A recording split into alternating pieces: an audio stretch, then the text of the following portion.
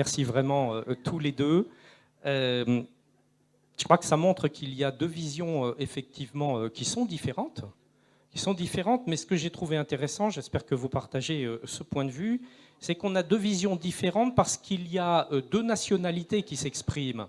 Et on a vu au travers de Julien Aubert l'exemple français que nous avons, nous, Français, une conception de l'État-nation et qui explique ce que l'on projette au niveau de l'Union européenne. Alors que d'autres... Attends, je te donnerai la parole tout à l'heure, Alain. alors que d'autres pays n'ont pas nécessairement cette construction-là.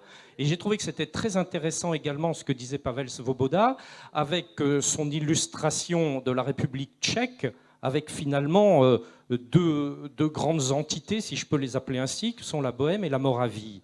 Et à partir de là naît une vision différente de la construction de l'État et par conséquent une projection différente de ce que peut être l'Union européenne. Et l'un des enjeux que nous allons avoir à traiter, c'est d'essayer de faire converger des visions qui sont initialement différentes pour savoir encore une fois quelle Europe nous proposons, parce que si j'ai noté les provocations, mais amicales et sympathiques des uns et des autres, j'ai bien noté également que personne, en fait, ne remettait en question la nécessité de l'Europe dans le monde tel qu'il évolue aujourd'hui.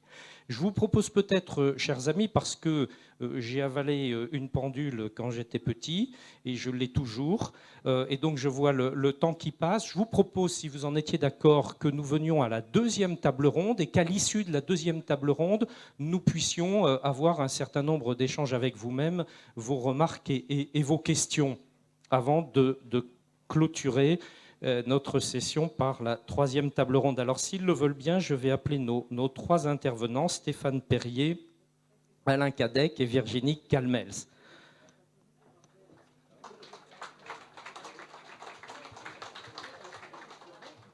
Alors, nous avons parlé dans l'introduction de l'Europe qui protège. Les sujets sont multiples. Nous n'allons pas pouvoir tout traiter, évidemment, dans cet après-midi. Vous vous en doutez, nous lançons les pistes de réflexion et nous allons travailler là-dessus, comme l'a précisé tout à l'heure Bruno Retailleau. S'il est un domaine fondamental où peut s'exprimer l'Union européenne et où le sentiment est malheureusement qu'elle ne le fait pas, et en tout cas pas suffisamment, et c'est un euphémisme, c'est bien l'Europe de la sécurité. Alors je vais me tourner tout de suite vers Stéphane Perrier, qui est notamment spécialiste des questions d'immigration. Pour dire les choses crûment, on a eu le sentiment dans les crises migratoires d'une sorte d'Europe passoire. Est-ce que vous pouvez nous en dire un mot et là aussi nous tracer quelques perspectives pour cette Union européenne dont on a pourtant, me semble-t-il, bien besoin en la matière? Alors tout d'abord, je tiens à remercier M. Bruno Retailleau de son invitation. C'est ma première expérience dans une réunion politique et j'en suis très heureux. Je tiens aussi à rassurer M. Sloboda. Lorsque j'étais enfant, j'habitais rue de Leningrad et elle est devenue rue de Saint-Pétersbourg. Donc vous voyez que nous avons évolué.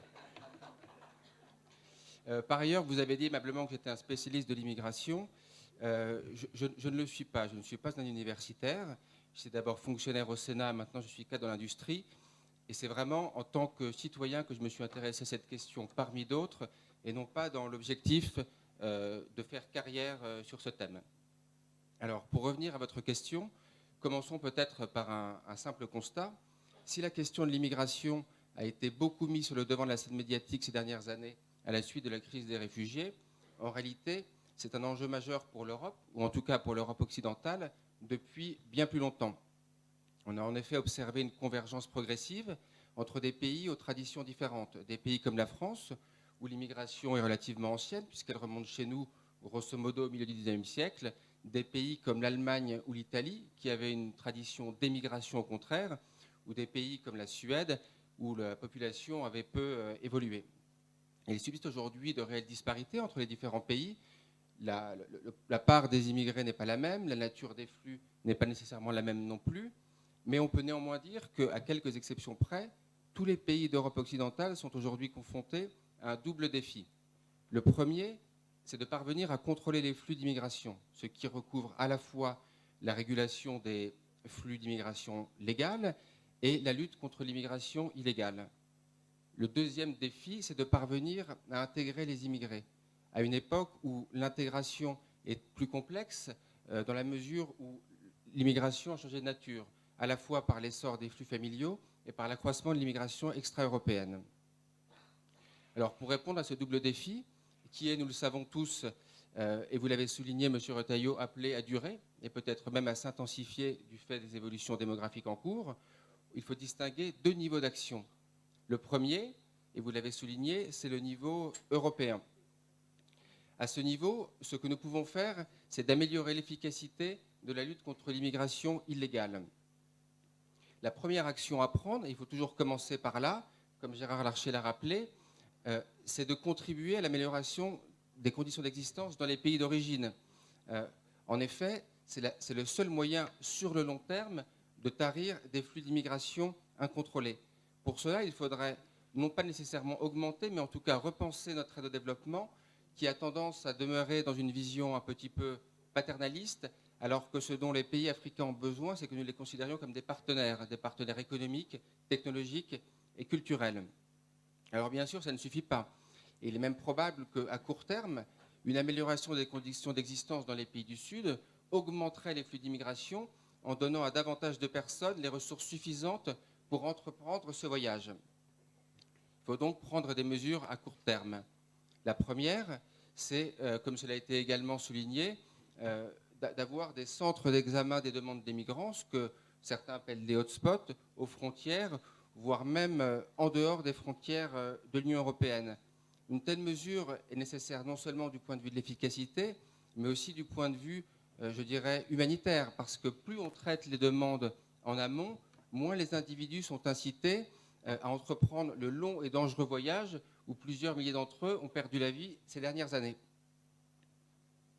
Enfin, et là aussi ça a été souligné, la grande urgence, c'est que les États européens, ou en tout cas certains d'entre eux, entreprennent une démarche commune auprès des pays d'origine pour obtenir la réadmission automatique des immigrés illégaux.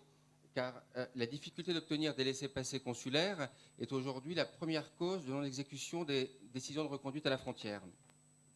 Dans ces trois domaines, nous pouvons, et je dirais même que nous devons agir au niveau national, au niveau français, mais chacun voit bien que les actions que nous pourrons prendre ne trouveront leur pleine efficacité que si elles sont conduites de manière conjointe avec nos partenaires européens.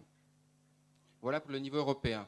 Néanmoins, le niveau européen n'est pas tout, et en particulier, il ne concerne que la question de l'immigration illégale. Il ne peut pas concerner la question de l'immigration légale qui relève du choix de chaque pays. Et les pays européens peuvent avoir des visions, des souhaits différents en la matière. En outre, compte tenu de l'inertie propre à la mécanique bruxelloise, une action rapide de l'Union européenne est quelque chose d'assez rare.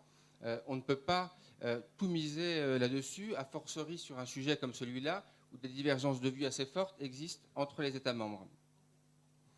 Alors, je ne veux pas ajouter à la longueur des débats, donc je me contenterai de citer quelques chantiers qui me semblent prioritaires au niveau national. Il y a d'abord la régulation des flux, on s'en doute. Je partage à cet égard la proposition de Force républicaine d'instaurer des plafonds, mais encore faut-il s'entendre sur ce qu'ils recouvrent. On parle souvent d'un chiffre global de flux d'immigration qui en réalité désigne des choses très différentes. Nous avons des flux étudiants, on met dans les flux qui relèvent de l'asile, des flux familiaux qui regroupent aussi bien le regroupement familial que l'immigration au titre du lien avec un Français. Donc, il faudra définir de manière précise ce qu'on entend par flux migratoire, quel flux on veut réguler.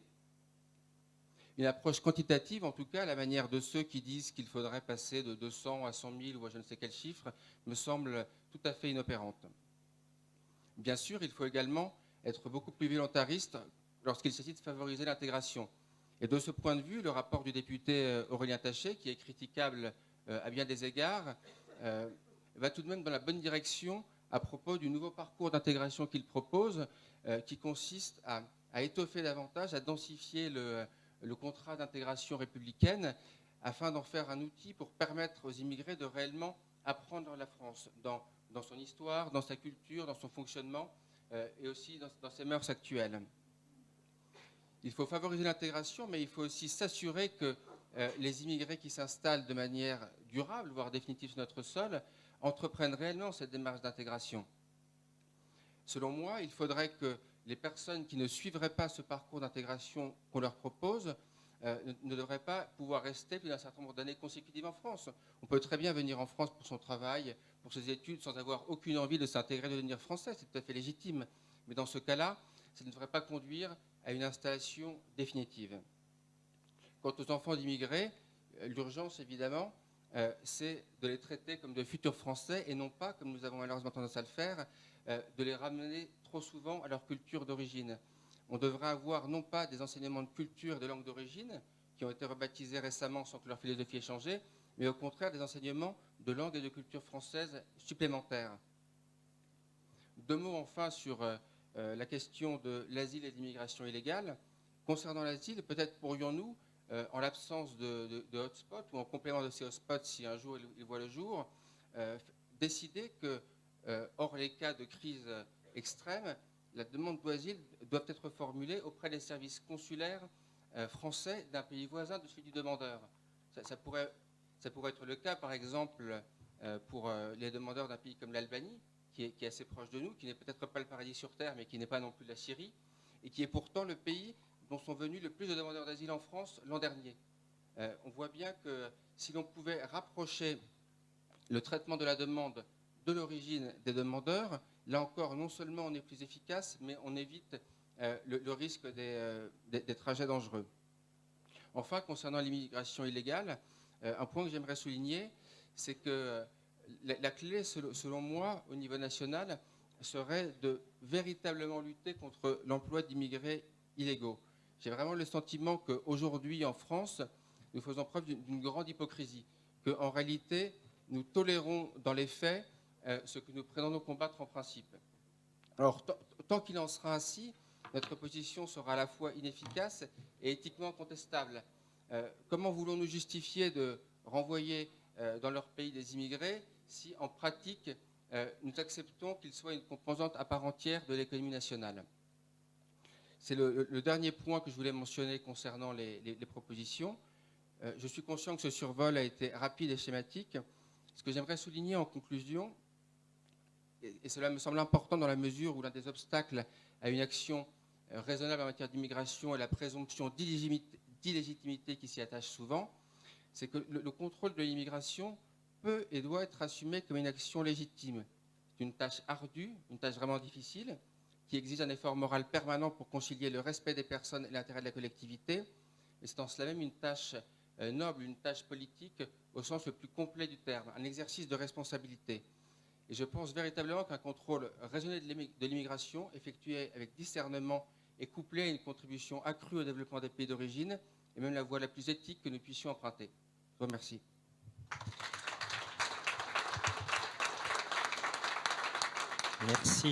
Merci beaucoup. Vous y avez fait référence. C'est vrai que vous le savez, chers amis, Force républicaine a fait récemment un certain nombre de propositions en matière d'immigration qui sont précises, claires, nettes et, comme l'a dit tout à l'heure Bruno Retailleau dans son propos introductif, qui sont d'application immédiate, au moins pour l'essentiel d'entre elles. Voilà. Et nous ne comprenons d'ailleurs pas pourquoi, depuis trop longtemps, ces mesures qui sont des mesures de bon sens ne sont pas mises en œuvre. Je cite juste 1 ou 2 chiffres. Pour la première fois l'année dernière, le nombre de demandeurs d'asile a dépassé la barre des 100 000. Donc on ne peut pas dire qu'il n'y a pas d'immigration en France, que l'on arrête avec ces faux discours et ces mensonges. Et la deuxième chose, c'est qu'il existe, vous le savez, dans les procédures administratives, des obligations de quitter le territoire français, ce qu'on appelle les OQTF. Ces OQTF s'appliquent lorsqu'un étranger en France a épuisé toutes les voies de recours, à la fois en justice et au plan administratif. Donc logiquement, si la loi française s'applique, il devrait y avoir 100% de reconduite aux frontières, vous en êtes d'accord, et il y a en fait en moyenne un peu moins de 10%. Donc, tant qu'on ne traitera pas effectivement de ces questions-là, on sera, comme vous l'avez dit, dans l'hypocrisie la plus totale. Deuxième sujet essentiel dans ce domaine de la protection, c'est bien sûr le domaine économique de manière très large. Et je vais tout de suite proposer à Alain Cadec d'intervenir, donc député européen. Alors, on a été cet après-midi assez critique finalement à l'égard de la construction européenne. Alain arrive pour remettre les choses au point. Je vais simplement dire, pour le lancer, pour lui donner un bon prétexte, que s'il y a un domaine de réussite de la construction européenne, tout de même, c'est le domaine agricole. Alors je vais peut-être vous faire bondir parce qu'on connaît les drames que vivent nos amis agriculteurs, je le sais, et je suis bien placé pour les connaître, puisque je viens de la Beauce. Voilà, donc s'il y a une terre agricole, c'est bien celle-là. Mais en même temps, dans les années 60, rappelons-nous que l'Europe n'était même pas autosuffisante et qu'il y a eu une formidable construction agricole qui, là aussi, s'est quelque peu engluée par la suite. Mais enfin, des réussites, il y en a, c'en est un exemple. Aujourd'hui, il y a aussi une crise à traiter. Je ne fais que citer cet exemple de la réussite pour montrer qu'il n'y a pas de fatalité, il n'y a que des politiques qui réussissent ou qui échouent. Alors, Alain Cadec, monsieur le député européen, la politique qui réussit, c'est laquelle en matière agricole? Je lui donne la parole. Là aussi, je suis un peu provocateur parce que les solutions sont loin d'être évidentes. Alain. Merci Serge. D'abord, je voudrais remercier Bruno Retailleau et Serge Grouard d'avoir organisé cette convention sur l'Europe. C'était indispensable de le faire à un an, en effet, des élections. Et puis, je voudrais en particulier remercier Ingeborg Grässle et mon collègue Pavel Svoboda, qui sont mes voisins au Parlement européen et qui ont accepté immédiatement quand je leur ai proposé de venir aujourd'hui. Et je voudrais qu'on les applaudisse encore une fois parce qu'ils viennent de loin. Et je les remercie. Et je les remercie. Et je vous remercie tous. Je suis très surpris de voir une salle aussi bien remplie aujourd'hui pour parler d'Europe. Ça prouve qu'on s'intéresse à l'Europe quand même. Je voudrais aussi préciser quelque chose avant de parler de la PAC, avant de parler d'un certain nombre de choses. Et de la Bretagne, si vous voulez. Si vous voulez. Non, justement, je revendique pas mal de choses. La première chose, c'est que je suis un gaulliste canal historique, un gaulliste à l'ancienne. Vous pouvez applaudir, vous ne gênez pas, c'est pas... Ouais, ça me va très bien. Je vois qu'il y a quelques gaullistes dans la salle, c'est très bien. Mais que je suis aussi député européen depuis près de 10 ans. Et quand vous êtes député européen, moi, quand je suis devenu député européen, je me suis dit, je vais regarder la politique à travers le prisme de l'Europe. Évidemment, je suis le représentant de la France, je suis parti des 74 Français, avec Franck Proust, avec Marc Joulot, qui est par là, pas très loin, là, notre collègue député européen. On fait partie des 74 qui représentent la France, notre pays, notre nation. Nous sommes pour l'Europe des nations. Mais nous avons une vision européenne des choses. Heureusement d'ailleurs, parce que sinon, il faudrait faire autre chose. Je dis toujours que je regarde, quand je suis député européen, je suis d'abord député européen. Ensuite, je représente mon pays, et pourquoi pas, quelquefois, à travers le prisme de ma région dont on parlait tout de suite, la Bretagne, en effet. Alors, ce n'est pas des exploitations comme en Beauce, c'est un peu plus petit, c'est plutôt de l'ordre de 70-80 hectares quand tout va bien. Ce n'est pas comme en Beauce, mais c'est une région très agricole, notamment mon département, puisque j'ai aussi l'honneur de présider le département des Côtes-d'Armor, qui, je le rappelle, est le plus beau département de France, au hasard. Non mais ça rapidement. Il n'y a pas de costarmoricain dans la salle, non, c'est dommage. Ah si, il y en a au moins, merci. Voilà. Voilà. Mais petite anecdote d'ailleurs, puisque je parle du département, on parlait tout de suite d'immigration. Vous savez que les départements ont la charge des mineurs non accompagnés. En clair, des mineurs isolés, comme on les appelait avant, c'est-à-dire des immigrés qui n'ont pas 18 ans. Et c'est les départements qui en ont la charge. Il y a 3 ans, ça nous a coûté 2 millions d'euros. L'année dernière, ça nous a coûté 5 millions d'euros. Cette année, ça va nous coûter 8 millions d'euros. Pourquoi? Parce que le gouvernement actuel, les autres aussi sans doute, mais le gouvernement actuel tout particulièrement, n'a pas de politique migratoire qui tienne la route. Et là, j'ai un cas d'espèce, un cas particulier. Un jeune de 15 ans qui a retrouvé la trace de sa mère, qui est en Espagne, à Huelva, un jeune Marocain. Eh bien, l'État est un foutu de me donner de l'argent pour le ramener chez lui. Qu'est-ce que j'ai fait? J'ai missionné un chauffeur et un travailleur social pour l'accompagner à Huelva, au sud de l'Espagne. Ça va coûter au département beaucoup d'argent et l'État s'en fout complètement. Bon, voilà, c'est un exemple de la politique d'immigration. Alors, le thème de notre débat d'aujourd'hui, c'est comment peut-on sauver l'Europe? C'est important. Mais comment peut-on sauver la France? Au sein de l'Europe. C'est comme ça que je le vois, moi. C'est comme ça que je l'imagine. Et une Europe quoi? Une Europe pragmatique, une Europe qui légifère moins, certes, Bruno le disait tout à l'heure, mais une Europe qui légifère mieux, pardonnez-moi, mais qui réglemente moins. Parce que c'est vrai que les normes s'accumulent, les normes s'accumulent. Il faut qu'on fasse attention à ça, il faut qu'on se recentre sur un certain nombre de priorités. L'Europe doit se recentrer sur des priorités. Et la politique agricole commune en est une. C'est vrai, tu l'as dit tout de suite, Serge. Alors, on a beaucoup critiqué l'Europe depuis tout de suite, hein, depuis 14 heures. Mais il y a quand même quelques réussites, pardonnez-moi. La PAC, la politique agricole commune, que vous le vouliez ou non, s'il n'y avait pas eu la PAC, aujourd'hui, il n'y aurait plus d'agriculture en France. Il n'y aurait plus rien. La PAC a sauvé l'agriculture européenne. Alors c'est imparfait, certes. Elle est imparfaite, mais elle progresse, la PAC. Et elle permet à notre... c'est 40% du budget européen, c'est la politique agricole commune. La France reçoit 9,2 milliards d'euros par an de la politique agricole commune, de la PAC. Sans ces 9 milliards, notre agriculture n'existerait plus. Donc c'est quand même à mettre au crédit de l'Europe. Il faut rendre justice à l'Europe d'avoir fait des choses intéressantes et qui marchent. C'est vrai aussi pour la politique commune de la pêche. J'ai la chance de présider la commission de la pêche du Parlement européen. Grâce à la politique commune de la pêche, l'Europe est le continent le plus organisé, le plus réglementé en matière de pêche, où nous préservons la ressource, où les entreprises de pêche peuvent continuer à travailler et à gagner de l'argent et à croître, tout en préservant la ressource. Eh bien ça, c'est l'Europe. S'il n'y avait pas eu l'Europe, il n'y aurait plus de pêcheurs aujourd'hui dans les ports européens. Donc la libre circulation dans tout l'espace, c'est important aussi. Et puis le marché unique, alors qu'on le veuille ou non, avec ses imperfections. Franck nous en parlera tout de suite. Le marché unique est quelque chose d'essentiel et qui a été apporté par l'Europe. Si on était isolé, nous, la France, au sein de tous ces pays-là, qu'est-ce qu'on deviendrait? 66 millions d'habitants, c'est quoi? Un marché de 500 millions d'habitants, oui, c'est quelque chose. Alors je dévie un peu de la PAC, certes, mais je pense que c'est important de le dire. Pardonnez-moi, je défends l'Europe. Je suis profondément européen et je suis profondément attaché à mon pays. Je suis profondément patriote.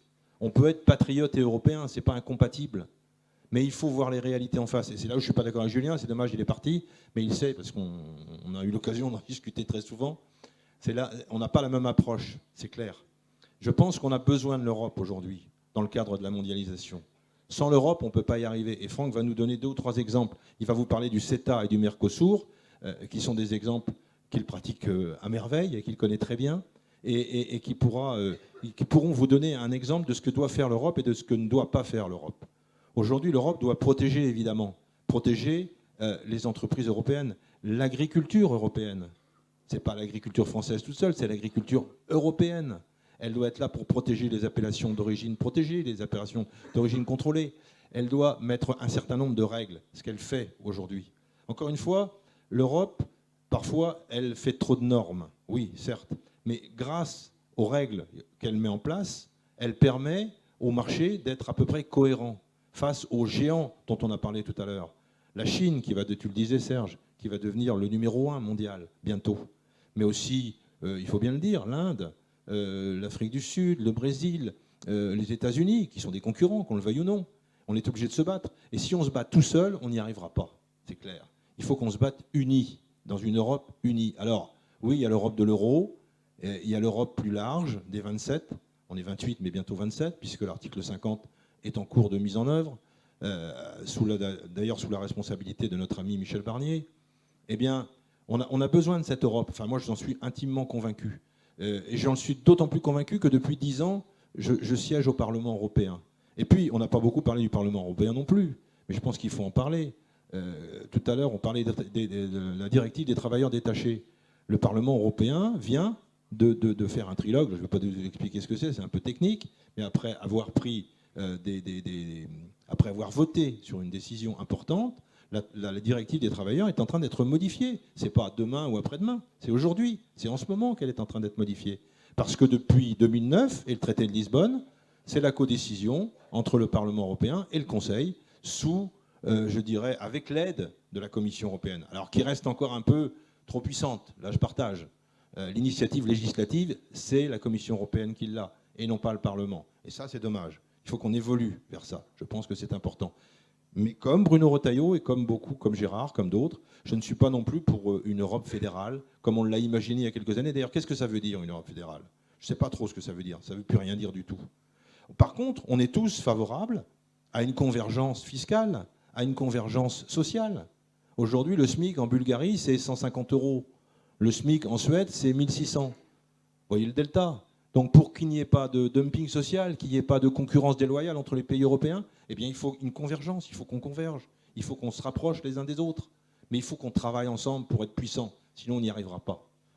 Alors j'ai dévié un peu de la PAC, je suis désolé Serge, mais j'ai dit ce que j'avais envie de dire parce que je suis encore une fois européen et patriote et je voudrais que Franck nous dise un petit mot sur le Mercosur et sur... Enfin si tu...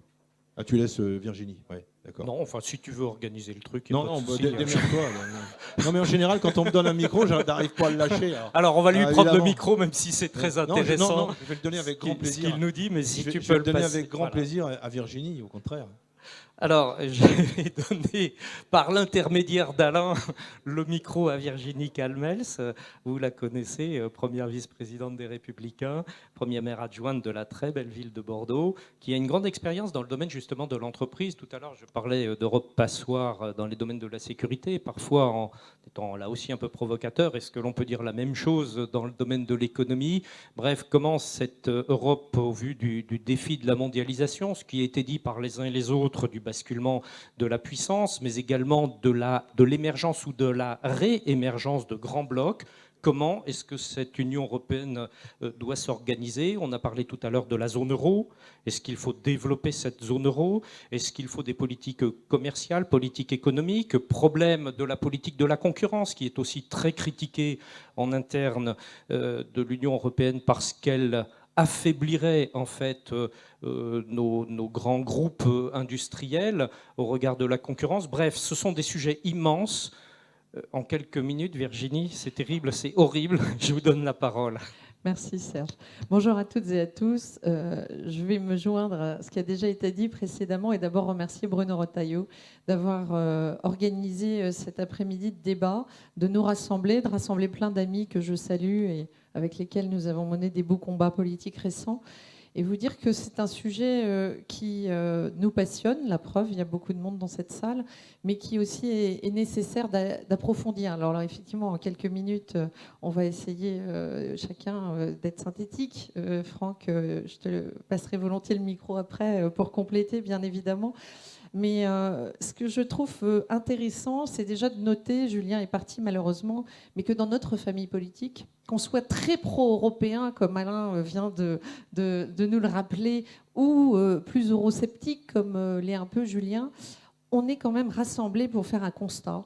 Et ce constat, il est le même pour tous, c'est que l'Europe est malade face aux géants américains et chinois et que nous avons une crise démocratique, mais que nous sommes capables de faire une analyse lucide de la situation. Et je crois que c'est ça qui sera notre force par rapport à ceux qui se prétendent fédéralistes ou qui pensent, dans la métaphore de Julien Aubert, qu'il faudrait encore avancer un peu plus dans l'eau.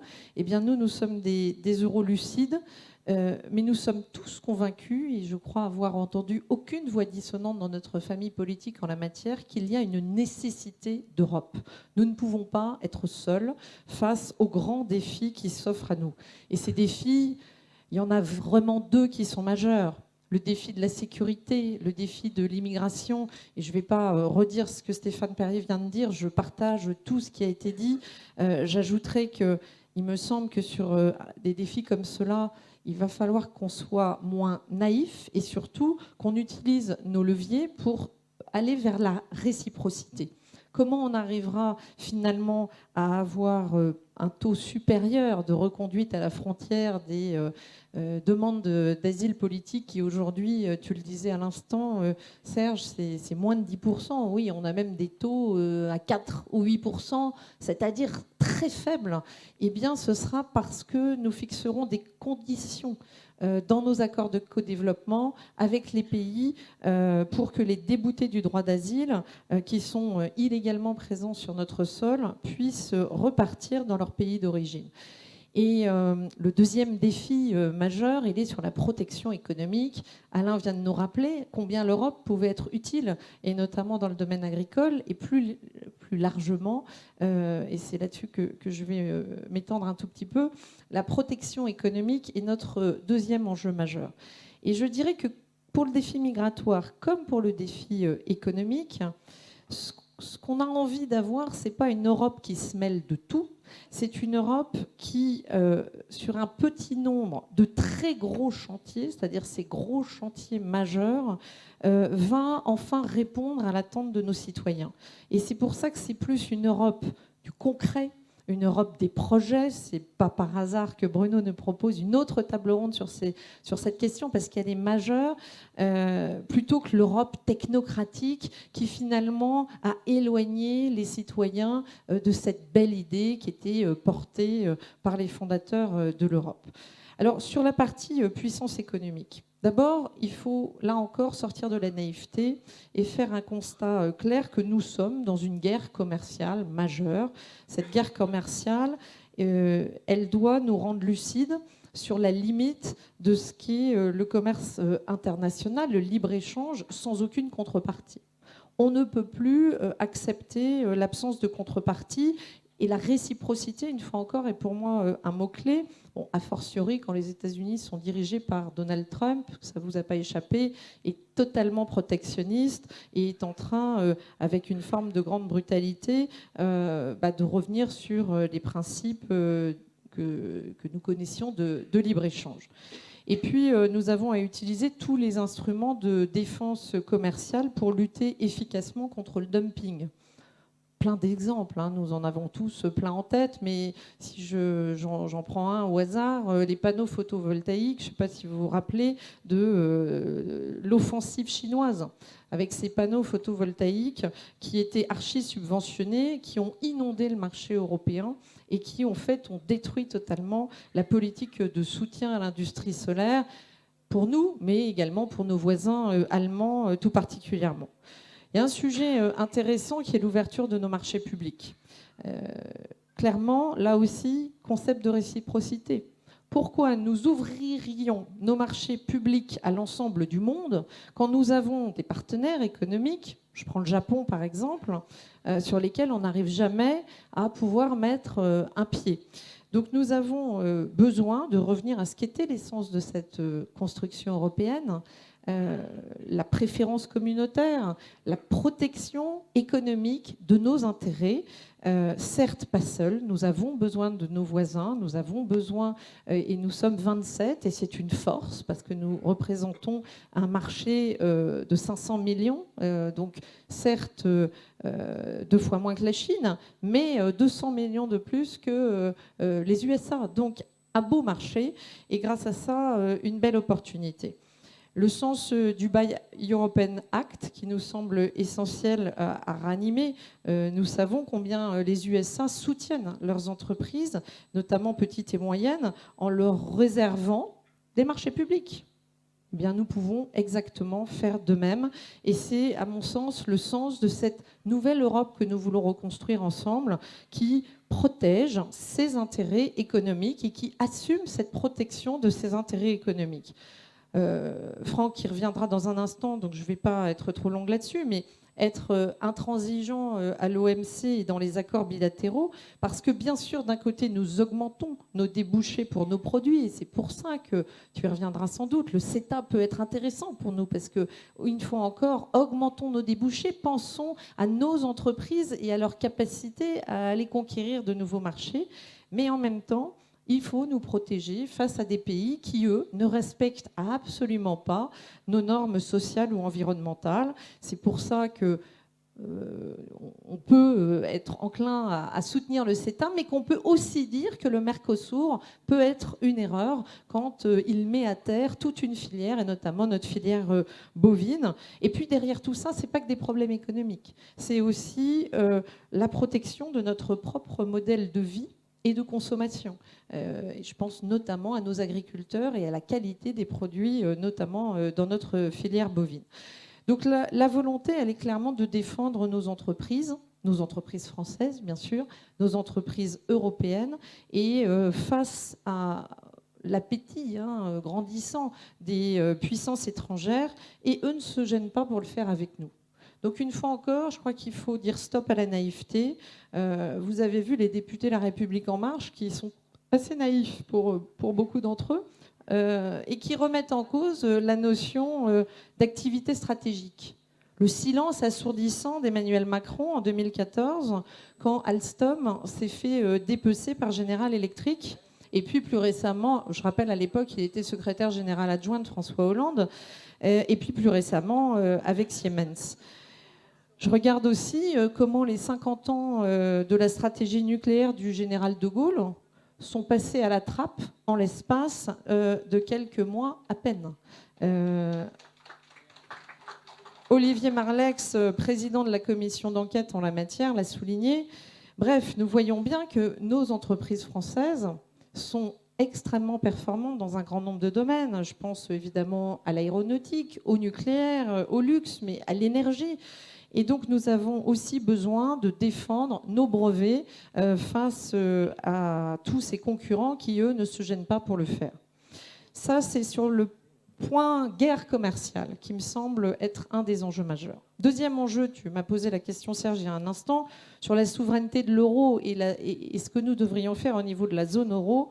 Clairement, l'euro doit être notre levier de puissance économique. Alors, ça fait 20 ans maintenant, la zone euro doit tendre vers cette véritable puissance économique mondiale pour d'abord assurer notre propre souveraineté économique et puis nous défendre. Parce que là encore, nous sommes attaqués de toutes parts. D'un côté, résister à l'instrumentalisation du dollar. Nous, on a énormément de contraintes budgétaires et puis eux, ils feraient fonctionner la planche à billets. Donc il y a quand même un petit sujet. Et de l'autre, la Chine qui, globalement, il faut qu'on résiste pour ne pas se faire imposer les dictates de change qui viennent de la Chine et qui leur permettent de faire varier la monnaie en fonction de leurs intérêts pour leurs exportations. Donc ça, c'est un point clé.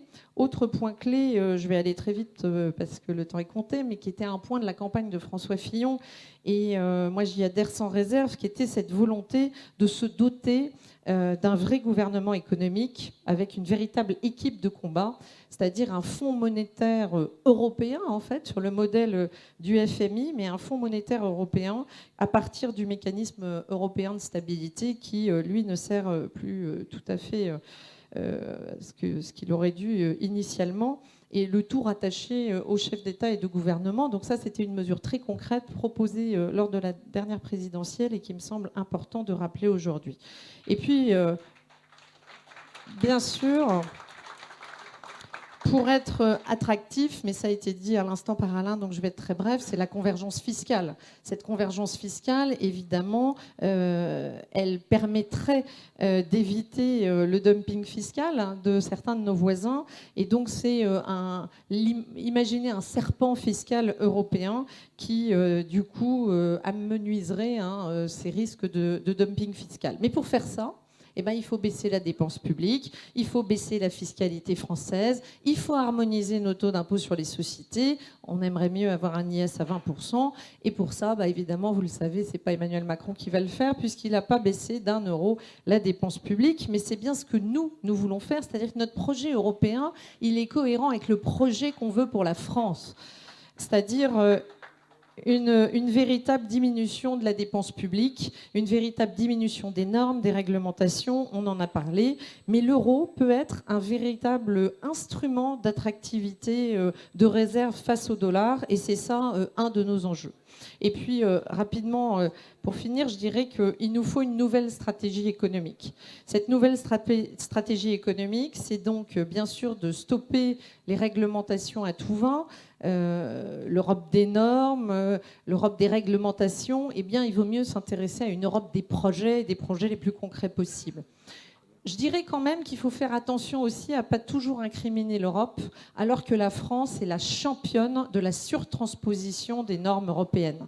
Et ça vient de nos ayatollahs français, notamment les écologistes, pour ne pas les citer, mais il y en a plein d'autres, qui font qu'en France, en fait, on se rajoute sans cesse un niveau de normes qui n'est absolument pas imposé ni par l'Europe, ni à nos pays voisins. Alors ce marché intérieur qui est une opportunité pour nous, il nous interroge quand même. Parce que quand on a un marché si large, comment peut-on finalement avoir aussi peu de licornes européennes? Pourquoi, alors que nous avons des grandes écoles, que nous avons des belles formations, que nous avons de la compétence, que nous avons ce qu'il y a de mieux en termes de technologie ou de développement du business, eh bien finalement on a si peu de géants et si peu de licornes.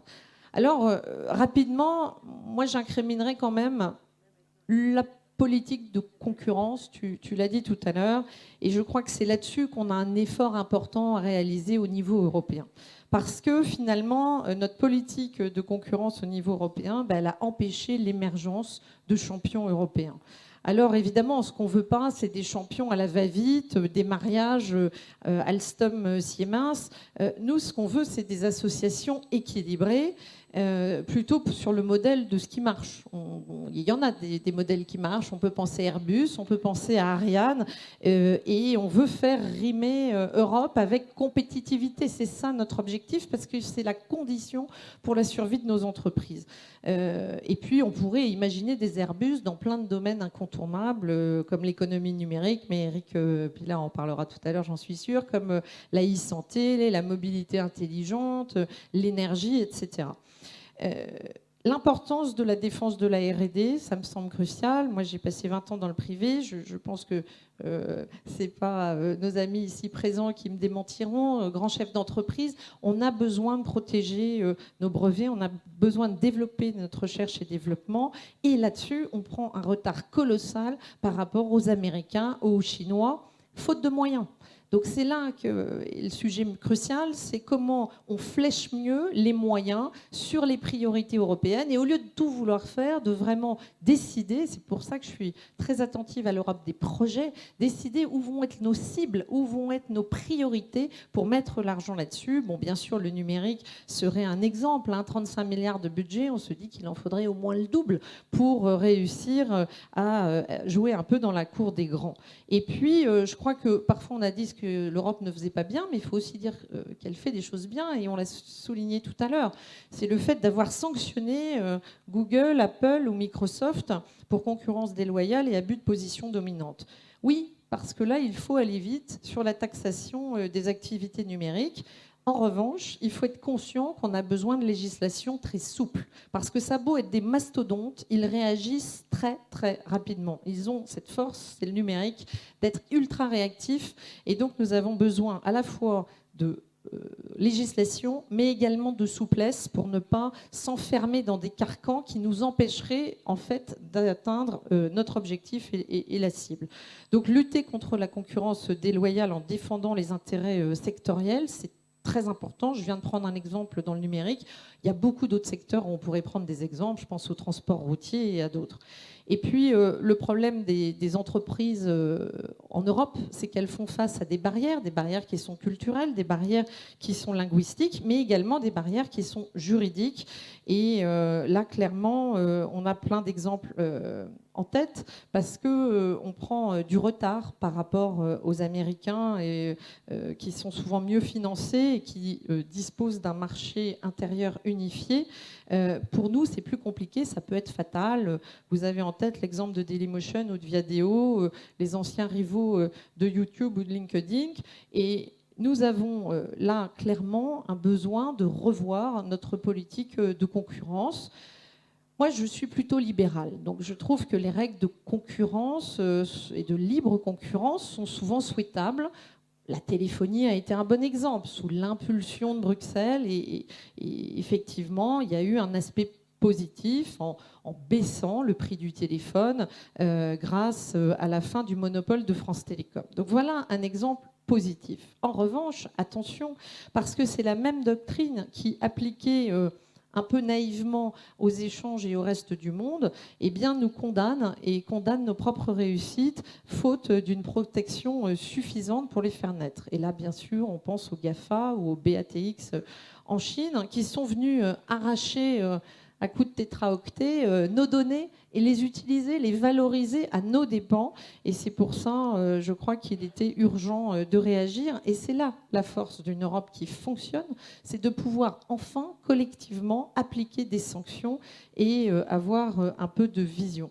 Voilà ce que je pouvais dire sur la partie stratégie économique. Je pense qu'il faut aussi qu'on soit en mesure de proposer des alternatives. Face à Google, il y a des alternatives. Il y a une alternative, et elle est française avant d'être européenne, qui est Quant, par exemple. Eh bien, il faudrait qu'on soit plus offensif pour imposer, par exemple, de choisir, enfin, imposer, moi je n'aime pas ça, une fois encore, je ne suis pas quelqu'un qui impose, mais au moins pour susciter une très forte adhésion que de l'utilisation de Quant comme moteur de recherche de référence, notamment dans nos administrations européennes ou directement dans nos administrations nationales.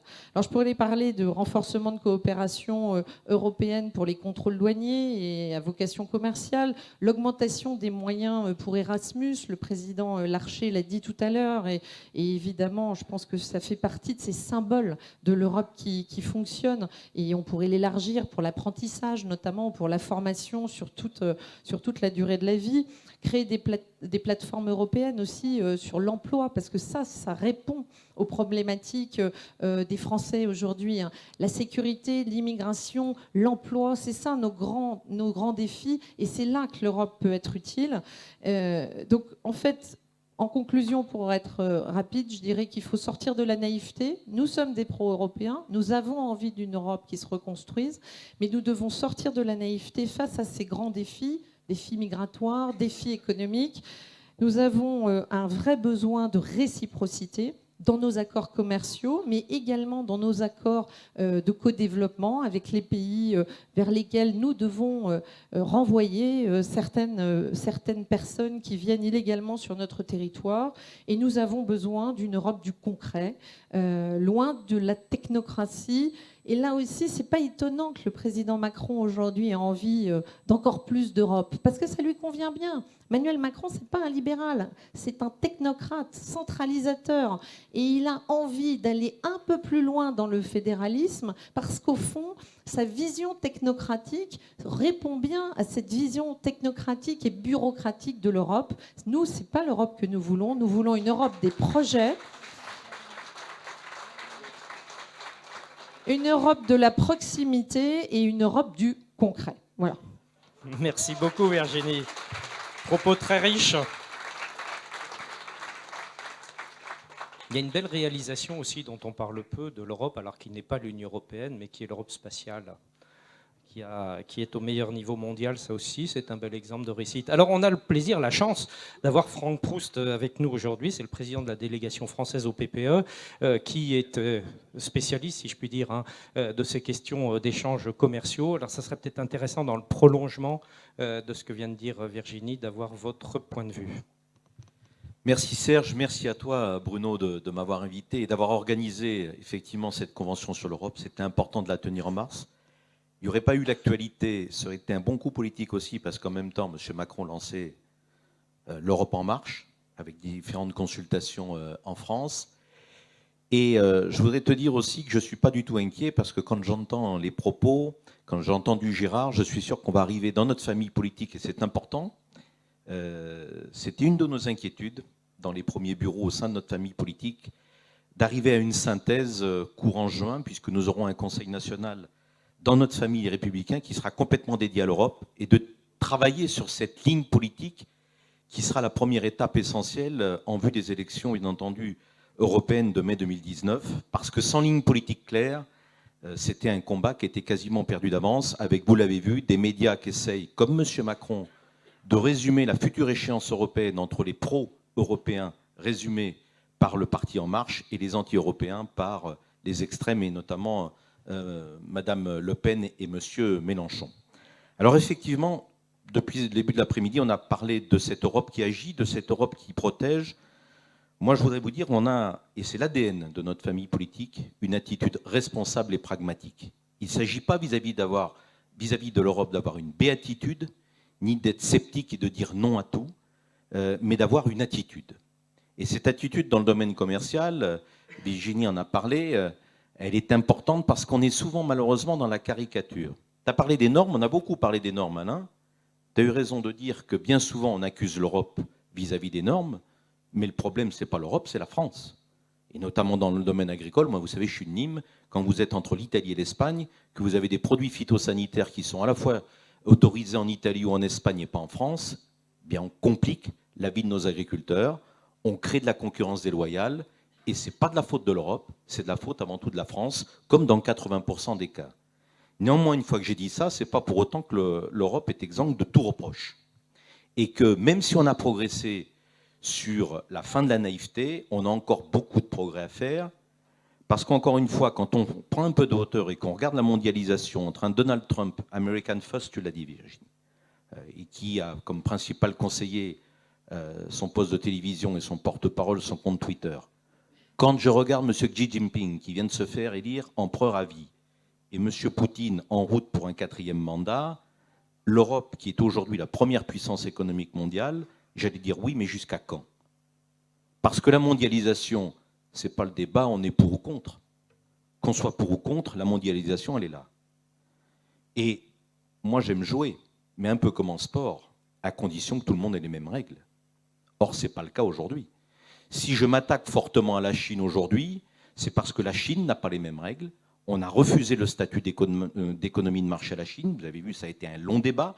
On a recréé un outil qui s'appelle Nomad pour éviter ça. Mais si on avait laissé faire la Commission et le Conseil, les chefs d'État, on aurait donné le statut d'économie de marché de la Chine parce qu'il y avait certains juristes à Bruxelles qui nous disaient que dans la mesure où la Chine avait adhéré à l'OMC en 2001, c'était in de facto l'adhésion en 2017 du statut d'économie de marché. Nous avons dit non, et encore heureux, parce que alors sinon, pour lutter contre la concurrence déloyale, quand vous avez un pays qui est dans l'OMC avec le statut d'économie de marché, c'est quasiment mission impossible.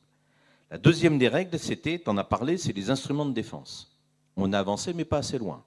Le Parlement était beaucoup plus enclin à aller plus loin. Je vais vous donner un exemple. Quand M. Trump, par exemple, et vous l'avez vu sur le débat sur l'acier, quand il y a une triche de la part notamment des Chinois, lui, il arrive en 2 mois à mettre une taxe à hauteur de 200%, quand l'Europe met 9 mois et met une taxe qui était à l'époque de 15%, c'est-à-dire une taxe qui réévalue ce qu'auraient dû payer les entreprises. Donc, à quoi bon ne pas tricher? Parce qu'au pire, si vous vous faites prendre, vous ne payez que ce que vous auriez dû payer. C'est comme dans tous les domaines, dans l'économie comme dans la sécurité, quand vous n'avez pas peur de la sanction, vous êtes complètement inefficace. Donc aujourd'hui, le problème, c'est que nous avions demandé, en termes d'image, d'avoir une sanction à hauteur de 60, de 80, parce que vous savez, les États-Unis, c'est un peu comme les peines de prison au-delà de 100 ans. Ça ne sert à rien de mettre des taxes à 200%, c'est inapplicable.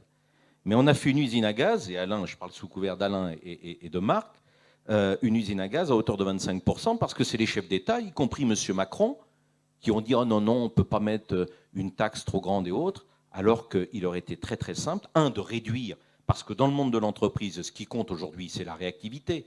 Si vous mettez 9 mois qu'on fait les panneaux photovoltaïques, ou en 5 ans, toutes les entreprises européennes ont disparu, alors que l'Europe avait pourtant mis des fonds énormes en R&D pour financer les panneaux photovoltaïques. Et en plus, comme les Chinois sont malins, et que nous étions 28 à l'époque, Premier ministre chinois, qu'est-ce qu'il fait? Diviser pour mieux régner. Il a été voir, je suis désolé, mon ami allemande est là, il a été voir Mme Merkel, il leur a dit, écoutez, vous avez un secteur automobile qui est assez sensible en Chine, donc est-ce que vous ne pourriez pas quand même dire à vos autres collègues européens de réduire un petit peu la voilure en termes de sanctions? Bénéfice net, au bout de 3 mois, plus personne ne voulait mettre de sanctions aux Chinois, il n'y a que les seuls qui ont résisté, c'est les Français. Et donc c'est les viticulteurs bordelais qui ont pris les mesures de rétorsion pendant près d'un semestre, et on a été obligé de prendre des mesures de compensation pour pallier aux pertes du vin bordelais. Donc, je dis qu'on fait des pas nomades, on fait des pas sur nos instruments de défense, même s'il faut encore progresser, mais l'Europe qui agit, l'Europe qui se protège, c'est aller chercher aussi la croissance là où elle est. Quand sur les 27 États membres, vous avez une croissance entre 1 et 2%, si vous voulez relancer la croissance, la richesse et donc l'emploi, il faut aller chercher les parts de marché là où elles se trouvent, sur les pays du G7 et sur les pays émergents. Mais à condition toutefois de créer des accords de libre-échange, et c'est là où le terme de libre-échange est un mauvais mot. Vous savez, on parle dans le Parlement européen parfois du wording. Parce que quand on parle libre-échange, on a l'impression que c'est du libéralisme sauvage, qu'on ne met pas de règles, alors que c'est tout le contraire. Regardez, si on avait un accord avec les États-Unis, qui avait été un temps ébauché, qui était très mauvais. C'est pour ça que nous, aux Républicains, on avait dit non, c'est non, pas de TTIP pour l'instant, parce qu'aucune réciprocité, aucune reconnaissance des normes et autres. Mais si on avait un accord de libre-échange avec les États-Unis, M. Trump ne pourrait pas comme ça, en claquant des doigts, mettre des taxes sur l'acier européen ou l'aluminium. C'est justement parce qu'il n'y a pas d'accord de libre-échange que des gens comme ça se croient tout permis et peuvent tout faire. Et vous avez vu, Gérard en a parlé tout à l'heure, que c'est parce que nous étions 27 bien unis derrière la commissaire Malmström que Trump a plié, parce que quand même pour les Américains, un marché de 500 millions et un marché européen, c'est quand même intéressant. C'est pas comme si on était 55 ou 65 millions. Et vous le verrez d'ailleurs, ça sera un des problèmes du Brexit, parce que le Brexit va peut-être nous servir dans cette campagne européenne, parce que malgré tous les défauts de la communauté de destin qu'est l'Europe, il vaut mieux être à l'intérieur qu'à l'extérieur. Et regardez bien l'accord de libre-échange, c'est la première chose qu'ont demandé les Britanniques sur la période post-Brexit, parce qu'ils savent très bien que sans accord de libre-échange, ils redeviennent un pays tiers et que pour eux, ça serait une catastrophe économique. Alors pour autant, sur les accords de libre-échange, parce que c'est important, il faut définir un cadre et un règlement, créer un environnement politique qui favorise la pénétration des marchés, de nos entreprises, mais tout en protégeant, nos concitoyens. Il n'est pas question dans un accord de libre-échange de réduire les normes sanitaires, par exemple fiscales ou sociales, pour nos concitoyens. C'est pour ça qu'on a tenu bon, et je vais venir 2 minutes dans le détail, avec le Canada, mais c'est pour ça que, par exemple, aujourd'hui, vis-à-vis du Mercosur, on dit non. On dit non pour 2 raisons. Parce que d'abord, vous avez vu, la traçabilité est plus que douteuse, notamment vis-à-vis du monde agricole et de la filière bovine. On a vu la viande, l'importation de la viande brésilienne, les problèmes qu'il y a eu, et en plus, dans cet accord, sur le quota qui est donné de viande, sans rentrer trop dans les détails, c'est ce qu'on appelle les pièces nobles. Et quand vous avez, par exemple, 100 000 tonnes de pièces nobles, ça équivaut à 10 fois plus en tonnes de carcasses. Et donc, aujourd'hui, dans les accords de libre-échange, et je parle sous couvert d'Alain, qui lui défend, je peux vous dire, becs et ongles nos amis pêcheurs. Tu te souviens du combat qu'on a mené ensemble sur le thon rouge avec les Philippines? Il ne se laisse pas faire, je peux vous dire, il a du caractère, l'ami. Eh bien, je peux vous dire que nous, ce que nous essayons de regarder, c'est filière par filière, quels sont les plus et les moins. Et de prendre une décision finale qui se résume en une seule question. Est-ce que sans accord, la situation est meilleure ou est-ce qu'elle se détériore? Est-ce qu'avec un accord, on améliore ou on détériore une situation? Et c'est vrai que parfois la réponse, elle n'est pas simple. On ne peut pas répondre comme ça, oui et non, en claquant des doigts. Parce que ce qui va être bon, même dans le domaine agricole, pour le secteur viticole, pour le secteur laitier, pour le secteur céréalier, n'est pas forcément bon pour la filière bovine. C'est ça le problème. Mais quand je vais au MEDEF ou que je vais à la CPME par rapport à un accord commercial, ben, là, les grandes entreprises, les petites PME me disent « Aidez-nous, parce qu'on a besoin, nous, de ces accords. » Quand on parle de l'accord avec le Canada, qui a fait couler beaucoup d'encre, effectivement, il y a eu une inquiétude. Et je me souviens de cet épisode au dernier Salon de l'Agriculture, je vais vite, au Salon de l'Agriculture, il y a 1 an, où on avait pris une position, parce que contrairement à ce qu'a dit Julien, l'ensemble des Républicains, hormis 2 abstentions, a voté pour le CETA. Ceux qui ont voté contre, c'est Mme Le Pen et M. Mélenchon, avec les Verts. Et malheureusement, effectivement, sur 74 députés, ils sont quasiment majoritaires, vu les résultats des élections européennes. Mais la plupart des gens modérés ont, en très grande majorité, notamment dans notre groupe, bien sûr, ont accepté le CETA, parce que même si le CETA n'est pas parfait en tant que tel, il y a la réciprocité sur les marchés publics, à hauteur de 40%, alors qu'on avait 0. Regardez, souvenez-vous, 2009, Alstom, impossibilité de répondre au métro de Montréal, et pendant ce temps-là, Bombardier, lui, avait gagné le métro en Île-de-France. Peut-être qu'à l'époque, si Alstom avait gagné Montréal, ça aurait empêché M. Hollande de faire une commande fictive à Alstom. Donc, réciprocité des marchés publics.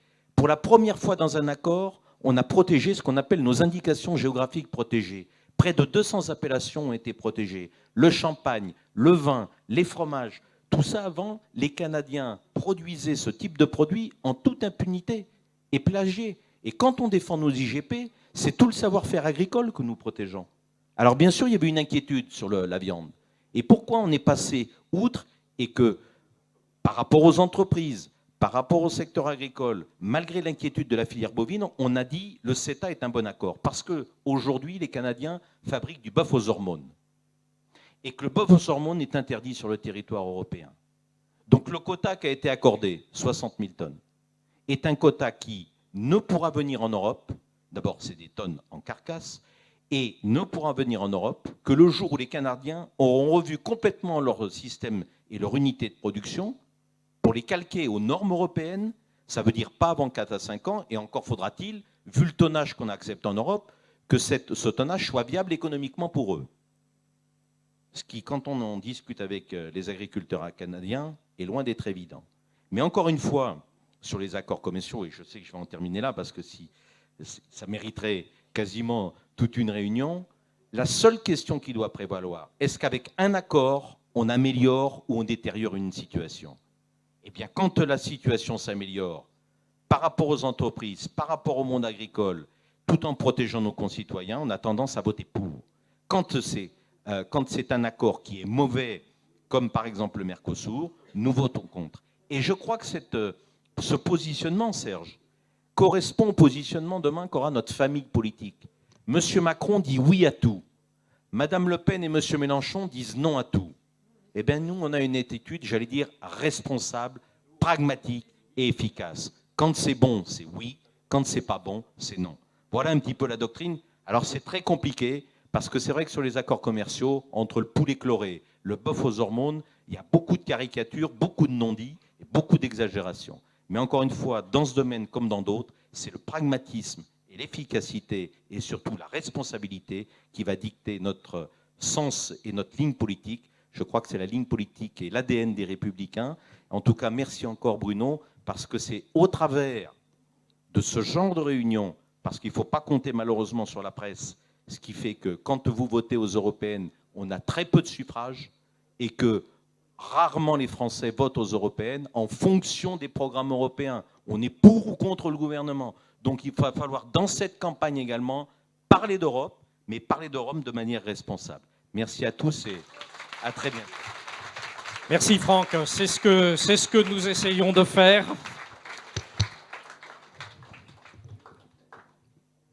Il m'a été confié la tâche impossible de clôturer à 18h.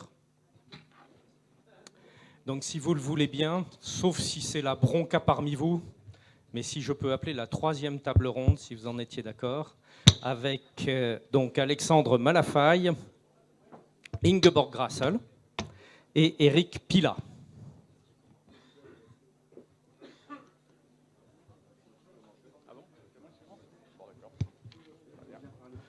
Bon, la journée est dense, on en est d'accord. Merci à vous vraiment de votre participation, de votre présence. Ça fait très très plaisir de vous retrouver. Virginie Calmels a évoqué tout à l'heure la question, pendant que nos invités s'installent, de la dette et de la dépense publique. Je me permets de faire ce corridor publicitaire là pendant ce petit instant pour vous dire que le prochain mercredi de Force républicaine va être consacré à la dette. Et ce sera le mercredi 4 avril. Alors nous en venons maintenant, il en a déjà été un petit peu question, bien sûr, à l'Europe des projets. Beaucoup de défis à relever, on l'a entendu tout au long de l'après-midi. Encore faut-il les identifier d'une part, cela a été précisé. Et puis quelque chose que l'on n'a pas évoqué pour l'instant, c'est la méthode, c'est la gouvernance, c'est la manière de faire. À Force républicaine, on ne veut pas être dans le « il n'y a qu'à faucon ». Nous, ce qui nous interroge aussi, c'est imaginons, on tient les rênes du pouvoir demain matin, on fait comment, on fait quoi? Ça, c'est très concret. Et ça, dans la vie politique, malheureusement, il n'y a pas toujours les réponses. Alors, elles sont compliquées à trouver.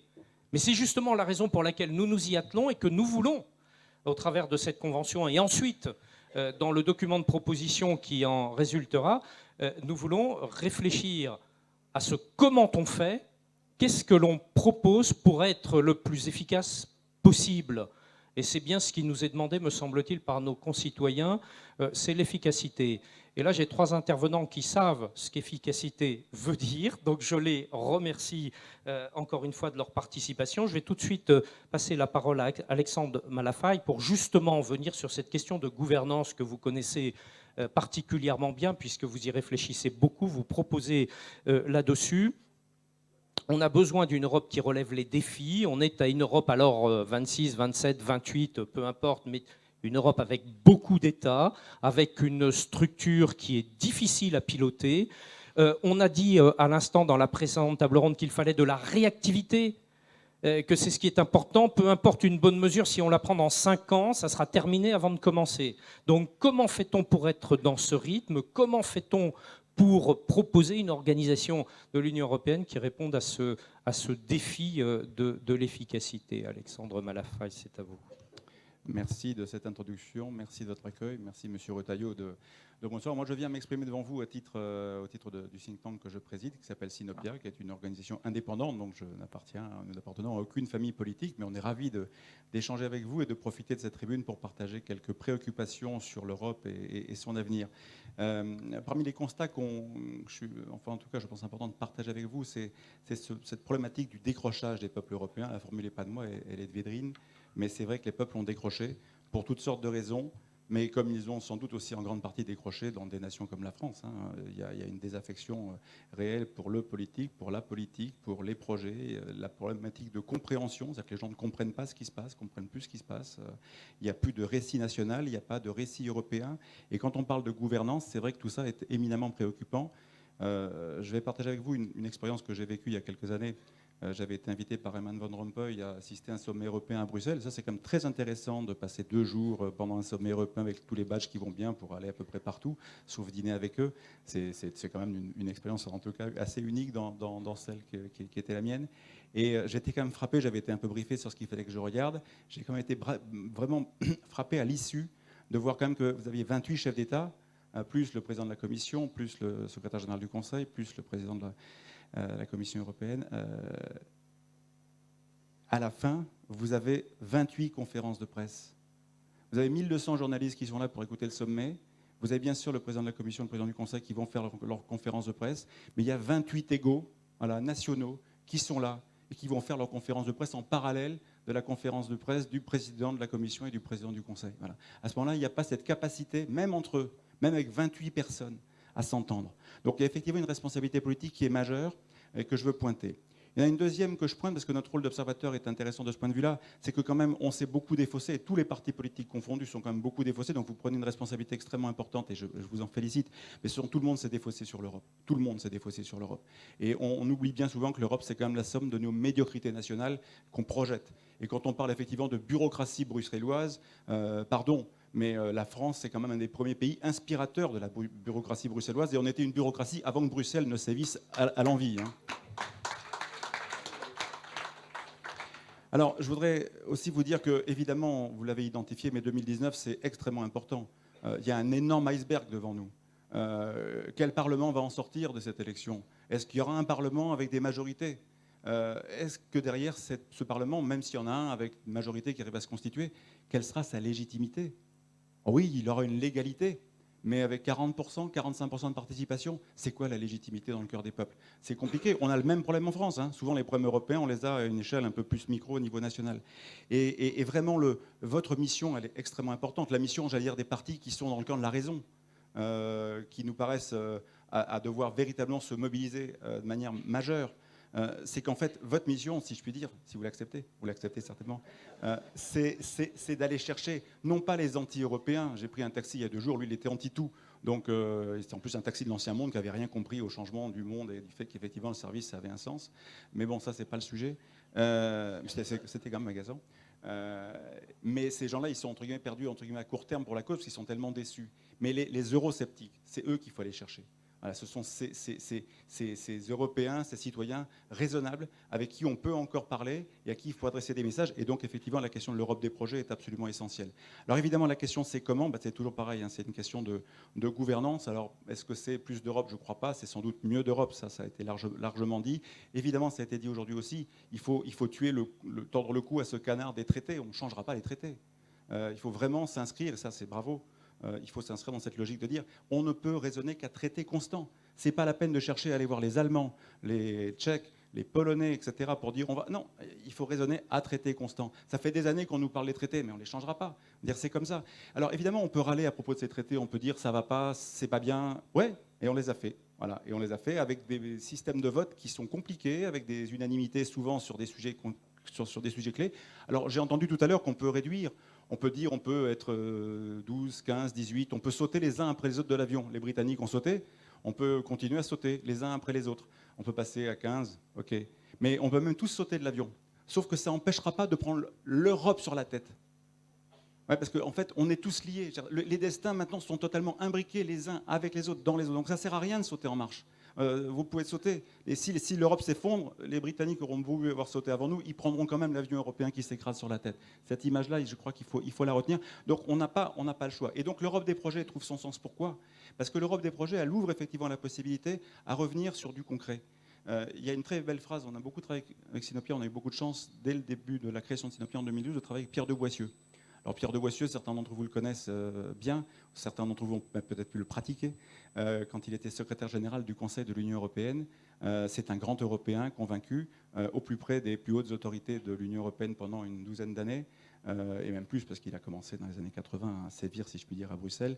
Et la politique de Pierre de Boissieu sur les questions européennes, elle est très simple. Il dit c'est pas la peine, c'est plus la peine de chercher à parler de petits pas ou de grands pas. D'abord parce que quand on parle de grands pas, quand on promet des grands pas, en général on déçoit beaucoup. Et plus on déçoit, plus après on le paye dans les urnes évidemment, hein, parce que toujours les déceptions se traduisent en euroscepticisme, en dégagisme, en populisme, en conservatisme, en corporatisme, hein, tous les ismes que vous connaissez. Et donc il dit c'est pas la peine de parler de politique de petits pas ou de grands pas. Il faut parler des politiques des pas qu'on peut accomplir. Et ces politiques des pas qu'on peut accomplir, le point le plus important aujourd'hui au niveau européen, effectivement, c'est le dialogue. Vous l'avez très bien dit.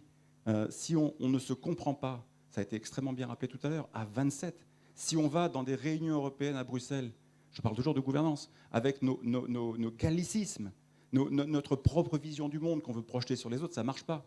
C'est Pierre de Boissieu qui me rappelait une réunion avec un très grand ministre des Affaires étrangères de l'Intérieur français lors d'un conseil des ministres des Affaires de l'Intérieur européen. Et puis il y avait ce grand ministre français, il fallait faire une déclaration solennelle très importante parce qu'il y avait eu un problème. Et il se tourne vers Boissieu, il lui dit j'insiste, je vais parler des valeurs de la République. Et on lui explique, mais monsieur le ministre, les valeurs de la République, si vous voulez, mais elles ne seront pas dans la déclaration finale, parce qu'il n'y a pas 28 républiques autour de la table, quoi. Vos valeurs, les valeurs de la France, ne sont pas exactement forcément les mêmes valeurs que celles des autres pays. Et donc, il y a en plus les valeurs de la République, le même République en lui-même, et pas le projet, le modèle politique partagé par les 28. Il y a des monarchies, il y a des démocraties parlementaires. Donc, voilà. Donc, il faut arriver à comprendre ça. Et aller à Bruxelles, enfin, vous en avez l'expérience, les parlementaires, aller à Bruxelles, sans tenir compte de cette diversité-là, de cette réalité-là. Et tout ça doit être, moi, je crois, très important dans la fabrication d'un projet politique pour que, voilà, qu'on soit quand même sur des approches qui sont réalistes. Alors, dans les sujets qui nous tiennent à cœur aussi, ça a été très bien rappelé aujourd'hui, je crois que sur cette approche de l'Europe des projets, il y a évidemment la question de subsidiarité. Elle est absolument fondamentale. Il faut arriver à en faire un vrai projet de gouvernance. Mais là encore, j'aime bien l'Europe, mais j'aime bien le national. Même chose chez nous, quoi. À un moment donné, rapprocher, mettre au bon niveau les compétences et effectivement faire en sorte que non seulement on se comprend, mais après on trouve des modèles ensemble pour arriver à faire, ça c'est très très bien. Et c'est d'autant mieux qu'il y a une ouverture aujourd'hui. Il semblerait quand même que quelque part le mot de débruxelliser était prononcé, et celui qui l'a prononcé, c'est M. Juncker. C'est intéressant quand même.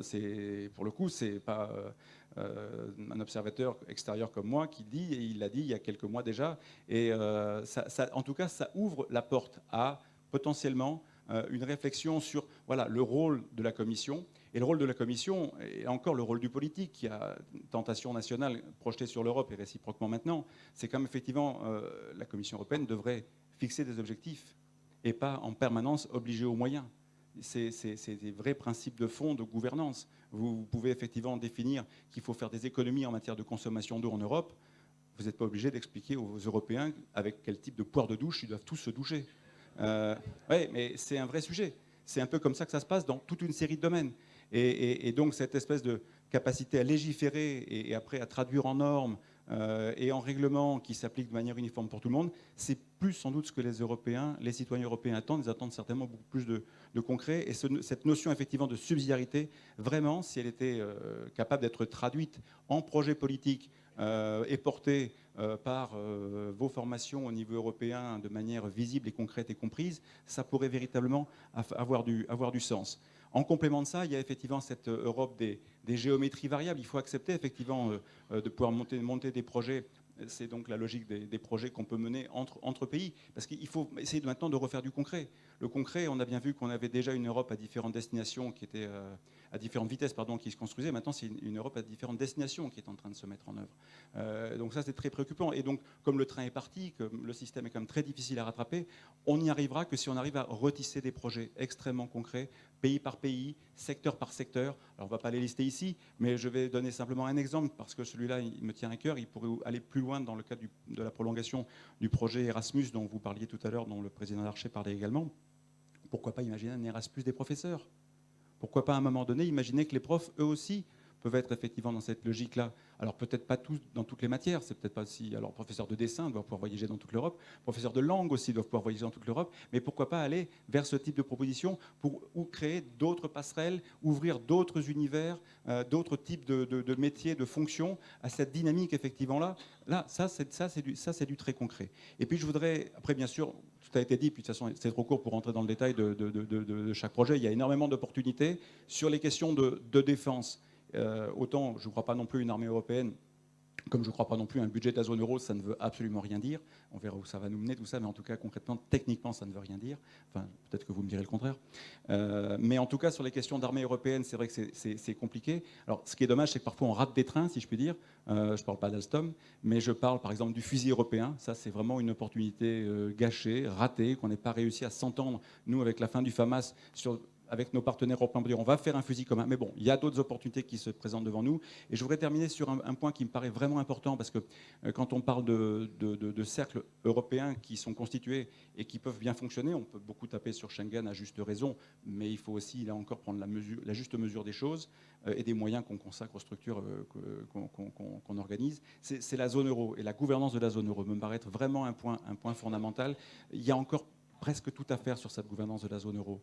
Et nous avions fait un certain nombre de propositions il y a quelques années qui avaient fait leur chemin, mais à chaque fois on se heurte, là encore, toujours et encore, à la problématique de la décision au niveau des chefs d'État et de gouvernement. Et ça, c'est un vrai gros sujet.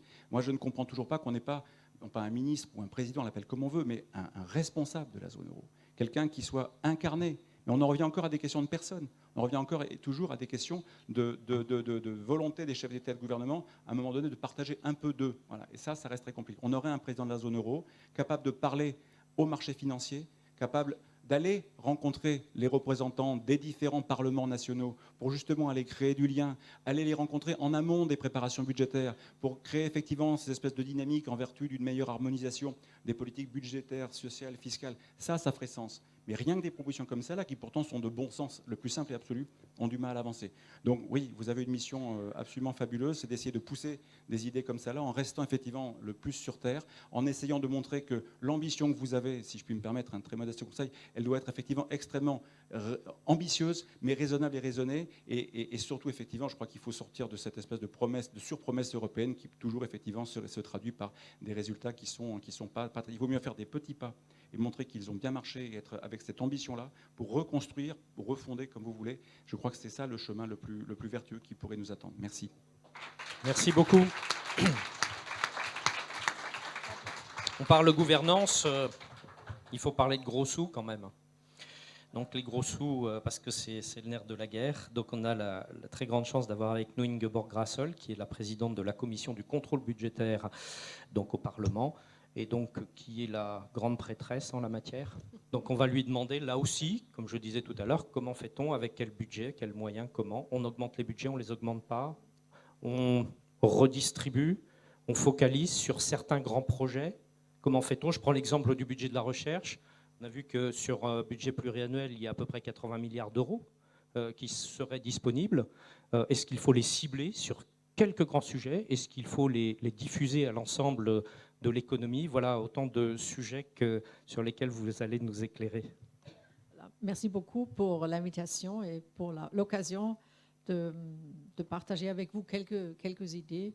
Je fais contrôle budgétaire, ça signifie que tous les jours, 24 heures sur 24, je n'ai que des problèmes sur la table, là où ça ne marche pas. Tout ce qui ne marche pas, ça arrive plus tôt ou plus tard chez moi. Et je vous assure, malgré tout, je dois vous dire que c'est une très bonne chose, l'Europe. Et je souhaite que vraiment Force républicaine et les républicains soient du côté de ceux qui croient en l'Europe et qui croient que pendant ces derniers 70 ans, on a fait quelque chose de bien, de formidable. Et si maintenant on le laisse tomber, on n'arrivera plus jamais à le mettre ensemble. Il faut le tenir ensemble. Et mon Dieu, c'est si difficile, vraiment. Alors ne le rendez pas encore plus difficile. C'est déjà suffisamment difficile. Ce sera vraiment... Vous savez, le budget de l'Europe, c'est à peu près 160 milliards d'euros. Alors, ce n'est pas beaucoup. Le budget allemand, national, c'est double. C'est-à-dire, là, on voit déjà que les compétences de l'Europe, c'est minime. Et tous ceux qui se plaignent, qui insistent sur la souveraineté, je peux leur dire, félicitations, vous l'avez. Vous l'avez pour la sécurité sociale, c'est national. Vous l'avez pour les frontières, c'est en large partie national et on voit que ça ne fonctionne pas. Les dettes, l'endettement de l'État, c'est en large partie national et on voit que ça ne fonctionne pas. Alors là, franchement, de quoi parle-t-on en se plaignant et en insistant sur la souveraineté? Et je vous assure, si les frontières nationales restent dans la compétence de chaque État membre, on n'arrivera jamais à assurer les frontières à l'extérieur. Jamais. Ce n'est pas la faute de l'Europe, c'est la faute d'un tel État membre, d'un tel État membre, d'un tel État membre. Là, j'aimerais vraiment être très clair là-dessus. Et c'est pour ça que si on permet que les États membres insistent sur la souveraineté là-dedans, on n'arrive pas à faire le management et la gestion de ce qui se passe à l'extérieur. Et c'était ça le problème pour les réfugiés, la crise des réfugiés qu'on a vue il y a 2-3 ans. Vous savez, depuis là, il y a vraiment on a appris beaucoup de part et d'autre. Et maintenant, les derniers 3 ans, on a eu la législation et le droit de légiférer de la part de l'Europe. On a pu faire plus les derniers 3 ans que les 20 ans avant, heureusement. Et je vous assure, si ça continue comme ça, dans 3 ans, vous allez tout voir, qu'on a pu beaucoup faire et vraiment, la prochaine vague des réfugiés, ça se passera tout différemment que la dernière, je vous assure, je vous jure. Voilà, je ne veux pas m'éclipser de la question. À mon avis, nous avons suffisamment d'argent pour les fonds structurels. Pavel, pardonne-moi. Les fonds structurels, c'est pour l'Est. On a suffisamment d'argent pour l'agriculture. Si on développe des idées intelligentes pour couper, je crois que ça ferait du bien à tout le monde. Mais je suis plutôt pessimiste, vu la situation de la discussion, où tout le monde tire un peu la couverture de son côté pour dire, voilà, moi, je ne donne rien. C'est ça la situation. C'est pour ça qu'on dit qu'il faut plus d'argent pour financer les nouveaux défis, dont les frontières extérieures, dont la défense, dont l'espace, la politique spatiale. C'est-à-dire tout ça, on peut l'avoir, à mon avis, que si on a fresh money, nouvel argent. Quant à l'Allemagne, la chancelière a déjà dit que l'Allemagne serait prête à donner plus.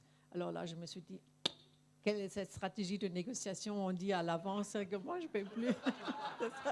Alors, c'est déjà... Mais je comprends parce que, voilà, nous, on a encore des socialistes au gouvernement. Alors, félicitations que vous n'en avez plus. Mais nous... Oui, c'est ça. Oui. Oh, non, non. Oui, c'est ça. Non, je dis toujours, vous savez, quand il faut aller à la télé française pour discuter avec des collègues machin sur des trucs en France, moi je dis toujours, mais M. Macron, c'est un socialiste. Vraiment. Oui.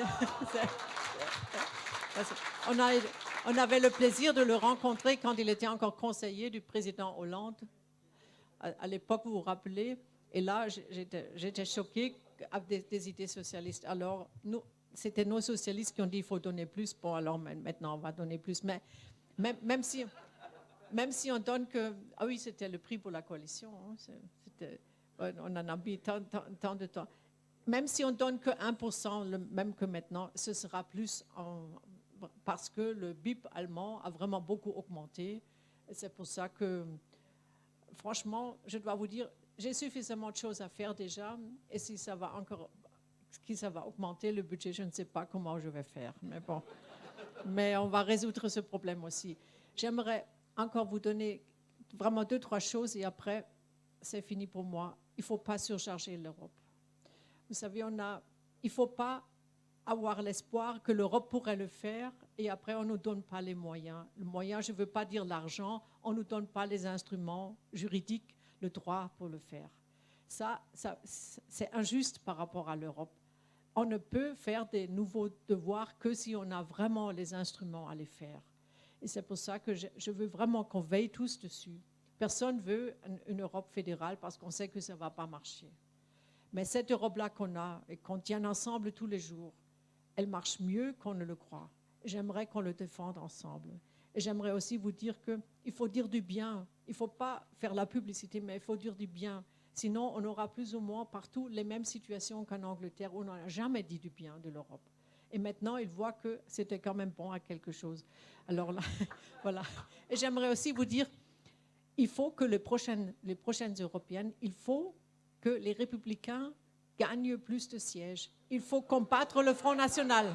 Il faut combattre le Front National parce que, pour le moment, les 76 députés européens, il faut en déduire les 24 Front National qui ne font rien à part dépenser l'argent du contribuable. On a maintenant sur notre table cette affaire des...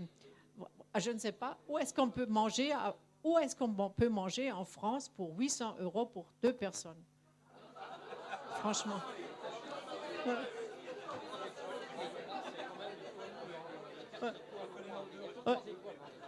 Oui, non, vraiment, on avait ça sur on a ça sur la table, on a le contrôle budgétaire, on a des recettes.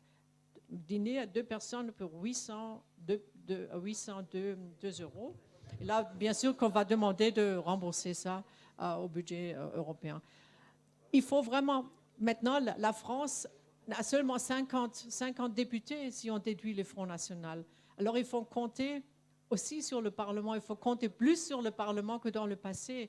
Les Français n'ont jamais compté vraiment sur le Parlement parce que c'est le Conseil pour vous.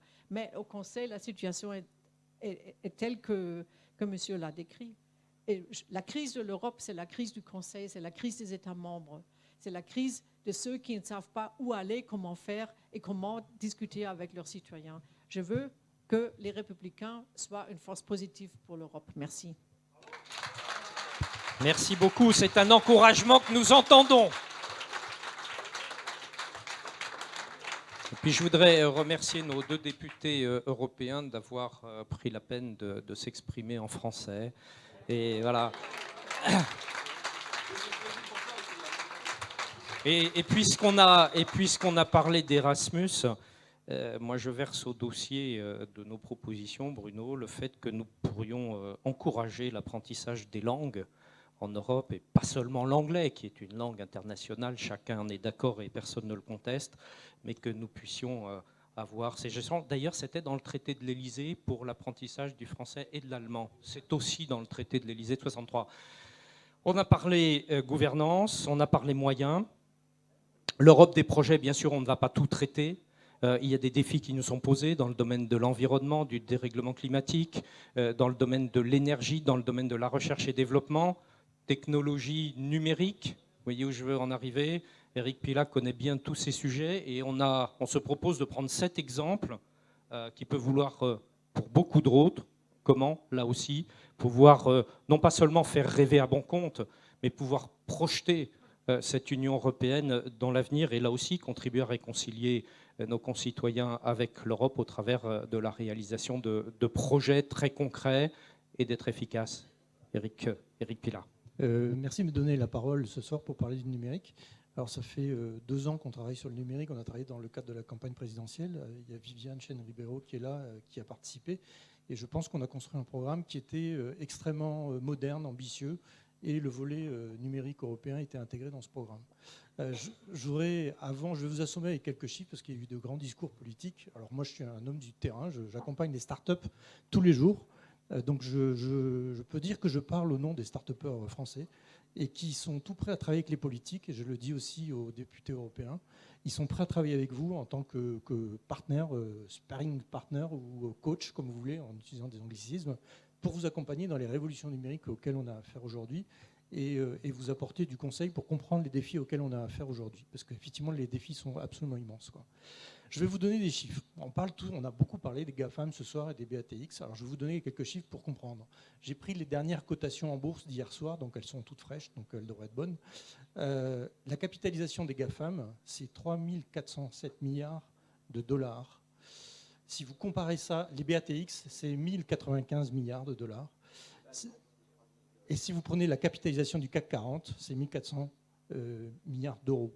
Alors si je mets en euros les BATX, les GAFAM, c'est 2700 milliards.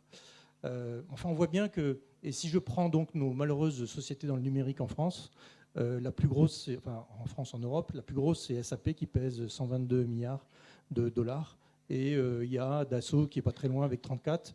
Et puis après, il n'y a plus personne, quoi. Donc on a 180 milliards à mettre en face des 3400 milliards, quoi.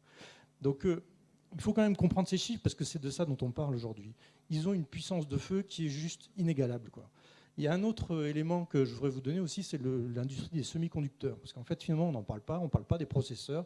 Et finalement, on parle du numérique souvent comme une espèce de vitrine sur laquelle on peut faire du shopping et faire tout ce qu'on veut.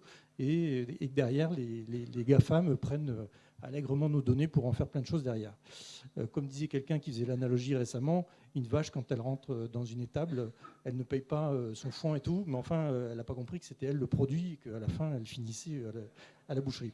Donc en fait, bon, les consommateurs aujourd'hui de Facebook et autres sont un peu les vaches de l'étable, mais il faut...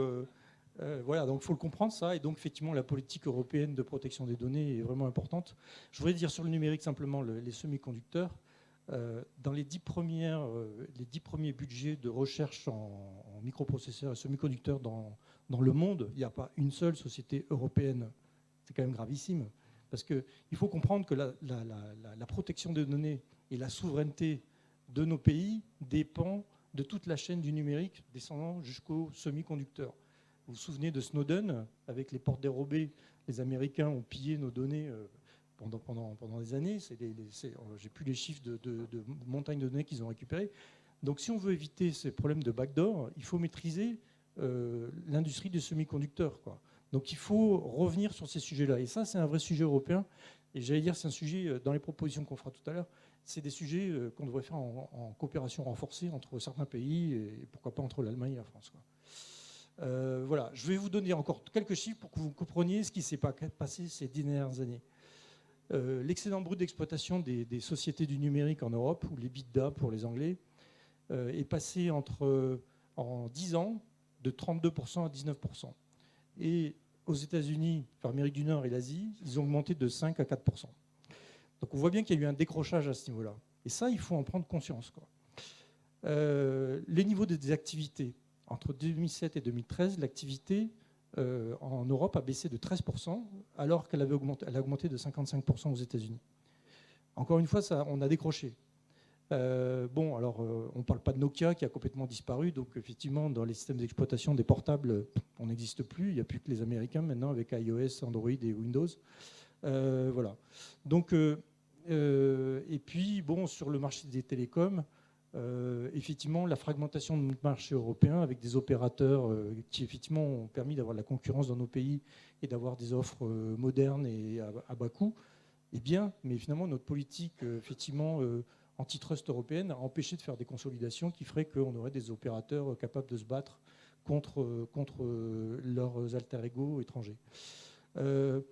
Dans ce tour de passe-passe, les GAFAM ont joué très fort quand même parce qu'effectivement, avec l'absence de cohérence de politique fiscale européenne, et sans nommer l'Irlande, avec la baisse de la fiscalité américaine, Trump a quand même récupéré 64 milliards de dollars tout récemment. Donc finalement, les 64 milliards qu'on aurait pu avoir, et même plus, compte tenu des conditions très favorables qu'a proposé Trump aux GAFAM pour rapatrier l'argent aux États-Unis, on aurait pu récupérer au moins 100 milliards en Europe pour investir dans notre R&D, pour investir dans notre industrie. Donc là, je pense, et on aurait pu renvoyer de l'argent d'ailleurs vers l'Irlande, on aurait pu moderniser son pays, et donc on aurait pu créer un autre type d'activité que simplement être le porte-avions des GAFAM en Europe, quoi. Donc là, je pense qu'il y a un travail de pédagogie à faire et puis de revenir, effectivement. Et je pense que la mesure qui a été faite là tout récemment, en tapant sur la table, en imposant un taux de 3% sur le chiffre d'affaires des GAFAM, est une façon de donner un coup de pied dans la fourmilière et puis de remettre en place une vraie fiscalité qui serait beaucoup plus faire pour l'industrie européenne, non seulement faire, mais indispensable, sinon on va disparaître. Je voudrais juste faire un petit aparté sur les supercalculateurs, ce qu'on appelle les high power computers en anglo-saxon, en anglais. Le budget américain, c'est 1 milliard par an. En Chine, c'est à peu près pareil, 1 milliard de dollars par an. Au Japon, c'est un budget d'1 milliard par an. En Europe, on investit 100 millions d'euros par an. Bon, ben, on voit bien que alors la France est le dernier pays à avoir maîtrisé la technologie des supercalculateurs avec Bull, qui est maintenant au sein du groupe Atos. Il faut comprendre que les supercalculateurs, pour nous, c'est un sujet stratégique et souverain. Vos supercalculateurs, c'est ce qui permet de faire tourner les modèles de la bombe atomique. Parce que la bombe atomique, on ne peut plus aller faire sauter des bombes à Tahiti, quoi. Ça, ils n'aiment pas du tout et c'est plus possible. Donc, du coup, alors il faut voir qu'un supercalculateur, ça tourne maintenant, tous les supercalculateurs dans le monde tournent à 93% avec des processeurs Intel. Et ça, on tient ça de la bouche des gens maîtres de l'art dans ce métier, c'est que les nouvelles générations d'Intel aujourd'hui sont conçues avec des systèmes de communication, de portes dérobées, et dont on peut faire ce qu'on veut. On peut même maîtriser le fonctionnement du processeur. Donc en fait, si un jour Intel reçoit un coup de téléphone du ministère de la Défense en disant « tu coupes le fonctionnement du supercalculateur d'un supercalculateur de Bull qui fait tourner nos simulateurs au CEA pour la bombe atomique », eh ben, ça va s'arrêter du jour au lendemain. Donc on voit bien qu'on tombe sur des sujets de souveraineté qui sont majeurs. Donc le sujet des supercalculateurs est très lié au sujet des processeurs et il faut que la France et l'Europe retrouvent sa souveraineté dans le domaine des processeurs. Donc il y a des budgets à consacrer à ce sujet-là, encore une fois, sous forme de coopération renforcée entre la France et l'Allemagne, puisqu'on a les seuls acteurs qui restent encore en Europe dans ce domaine pour avancer sur ce sujet-là. Alors je voudrais parler d'une autre révolution qui me tient à cœur parce que je suis complètement dedans, c'est la révolution de la blockchain, la technologie de la blockchain. C'est une révolution qui est de la même ampleur que ce qu'on a vécu en 1995 avec l'apparition d'HTML. HTML est le protocole de communication qui a permis de rendre public Internet. Avant, Internet, c'était un outil de chercheurs, de laboratoires, d'universités, voire militaires. Mais c'est devenu public et avec tout le développement de l'activité qu'on a vu derrière avec les GAFAM dont on parle maintenant, qui ont permis de se développer. Aujourd'hui, la blockchain est une technologie qui va absolument révolutionner tous les secteurs, mais tous les secteurs. Donc, il y a une opportunité pour l'Europe de se saisir de cette nouvelle vague et de surfer dessus, quoi. Donc, je vous donne 2 chiffres. L'an dernier, enfin en 2016, il y a 93 millions de dollars qui ont été financés via les ICO, ce qu'on appelle les Initial Coin Offering, qui sont les équivalents des IPO, mais on ne vous donne pas des actions, on vous donne des tokens, des jetons en échange. Je vous expliquerai un autre jour à quoi servent les jetons. Mais l'an dernier, c'est 5,2 milliards qui ont été investis dans le monde dans les ICO. Donc on voit que c'est une vague, et cette année, on est parti pour encore doubler largement ce chiffre, sinon plus, quoi. Et il faut qu'on travaille pour mettre un cadre réglementaire et fiscal en Europe, et en France aussi, pour qu'on puisse faire ce genre de choses. Si on ne peut pas, je vous assure que les entrepreneurs vont partir.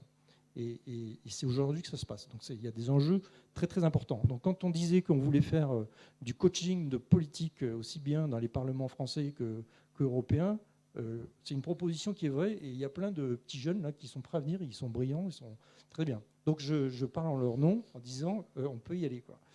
Voilà. Ce que je voulais dire aussi, c'est qu'on a eu une présidence estonienne là, du Conseil européen, de l'Union européenne, qui a... Bon, l'Estonie est bien connue pour sa politique numérique. Ils ont eu un volet numérique qui est, on peut dire, excellent. Ils ont fait bouger les choses. Ils ont proposé de nombreuses mesures qui vont tout à fait dans le sens de ce qu'on défendait. Et voilà, on peut dire aussi qu'il y a eu un accord qui a été signé cette semaine entre l'Estonie et la France pour faire un échange de bons procédés en termes de numérique, de politique numérique. Bon, j'espère que ça ne sera pas que de l'habillage et que de la figuration, mais que ça avancera vraiment. Il y a des sujets qui ont été abordés dans le sommet de Tallinn et qui ont été proposés dans le programme à l'issue de la présidence estonienne sur la cybersécurité, sur la protection de la vie privée, sur la santé et la société numérique, notamment une libre circulation des données numériques à travers l'Europe. Alors pourquoi demander une chose pareille? C'est important pour l'intelligence artificielle. Il nous faut beaucoup de données pour faire tourner l'intelligence artificielle. Et que si on veut être bon en intelligence artificielle en Europe, il nous faut beaucoup de données. Et donc ça contribue effectivement. Alors je ne veux pas faire l'inventaire de tous les sujets, parce qu'effectivement il y en a beaucoup. La 5G, on dit qu'on veut que la 5G soit une réussite et que l'Europe soit un pays leader dans le monde dans la 5G. Le problème, c'est qu'on est mal parti parce que... enfin, on est mal parti. J'espère qu'on va y arriver. Mais on a quand même perdu pas mal de parties ces dernières années. Il faut bien voir que le GSM, le standard GSM, a été inventé par l'Europe et c'est ce qui a permis de faire une industrie des télécoms puissante il y a 15, 20 ans, je ne sais plus, et que ça a permis de voir émerger les Nokia, les Ericsson, les Alcatel, et qu'on était très fort dans les mobiles, pas les smartphones justement, les feature phones, on appelle ça en anglais je crois, et que effectivement depuis, les Américains ont eu une stratégie technologique très agressive, ce qui fait que Qualcomm aujourd'hui maîtrise énormément de technologies dans ce domaine et que on va être totalement dépendant de Qualcomm. D'ailleurs, vous avez vu cette semaine, Broadcom, la boîte chinoise, voulait faire une OPA sur Qualcomm. Trump s'y est opposé et je pense qu'il a eu raison. Voilà. Alors, les propositions, et là, j'arrête. J'ai fait 7 points de propositions, mais on pourra en débattre, il y en aura sûrement beaucoup plus. Mais il y a déjà, je vais revenir sur le sujet de la finance pour accompagner ces sujets. Yes, j'en ai pour 2 minutes. Il faut qu'on crée un Nasdaq européen. Parce qu'on a besoin de financer les sociétés, et pour ça, il faut un marché financier puissant. Ce n'est pas Alternext en France et l'équivalent en Allemagne qui suffisent. Aujourd'hui, il faut qu'on travaille sur un sujet comme ça pour créer un marché beaucoup plus puissant. Parce que sinon, on est obligé d'aller au Nasdaq. Et voilà. Il faut créer certainement une agence européenne d'innovation de rupture, un peu comme le DARPA, qui a le mérite de travailler sur des technologies duales, à la fois civiles et militaires. Le budget de la DARPA aux États-Unis, c'est 5 milliards de dollars par an. Eh ben, ça serait très bien qu'on ait un truc comme ça.